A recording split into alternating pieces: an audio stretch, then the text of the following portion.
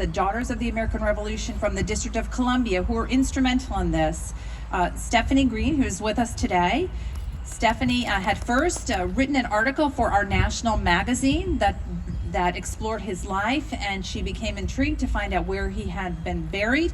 When she arrived here, she was quite concerned about the condition of the grave, and thus began this incredible effort by our local Daughters of the American Revolution, so capably led by their state regent, Cindy Hayes, to result in what we see today. And what most excites me is our partnership together in terms of continuing this tradition of honoring this man. You are all far more expert than I in the details of the life of James Hoban. We all likely know some of the foundational items of his life, as you know from probably researching him. He first arrived in Philadelphia from Ireland. He later traveled to South Carolina, where it is presumed that George Washington first admired his works, and ultimately summoned Hoban to Philadelphia the next year, 1792, the same year that the National Design Competition had been announced for the President's House and a Capitol building. As we all know, Hoban's design was chosen, actually by July, and construction commenced. Some 2 decades later, as Stewart pointed out, following the 1814 burning of the White House during the War of 1812, it was Hoban who would rebuild the southern portico for President James Monroe, and later still the northern portico for President Andrew Jackson.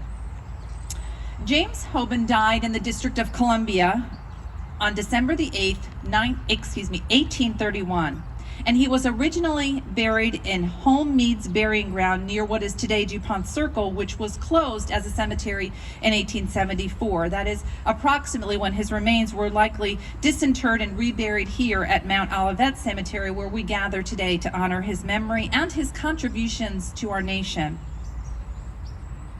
How tragic that James Hoban's grave had been, for all intents and purposes, overlooked, without due and proper recognition of his contributions to our nation's federal city. Overlooked, that is, until today. We owe a debt of gratitude to the White House Historical Association for not only making possible the restoration of the marker, but also, and most important, for serving as steward of the President's House, designed and constructed by James Hoban as a fitting example of the gravitas that George Washington knew would be important for our new nation to earn the respect that it needed in order to act on a world stage. For the White House, of course, serves as so much more than just a residence.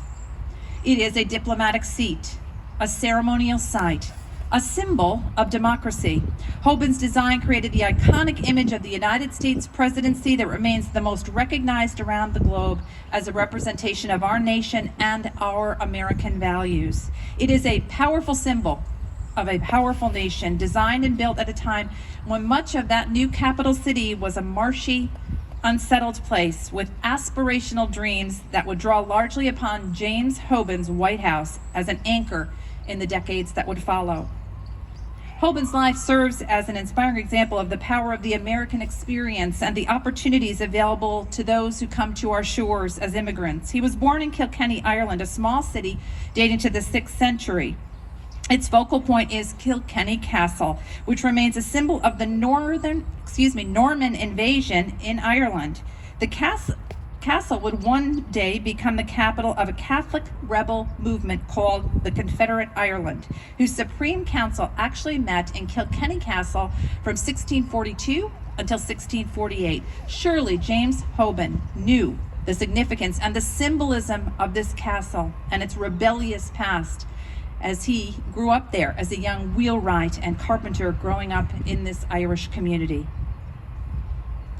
It is remarkable for me to stand here today and appreciate that James Hoban was born in the shadow of a castle, a symbol of so many things illustrative of the old world and the old order, and reestablished himself here in our nascent nation as the architect of the home designed for the highest elected officer in a republic. Hoban's story is fascinating and surprisingly little known. Like the White House, his other designs, including the Octagon House here in DC, stand as a testament to his brilliance and his talent, and how fitting that now his grave better reflects his remarkable achievement, inspiring life, an enduring gift to our nation. On behalf of the National Society of the Daughters of the American Revolution, I extend our deepest appreciation to those who have made this ceremony, this marker, and this testament to the memory of James Hoban possible. We are grateful. Thank you.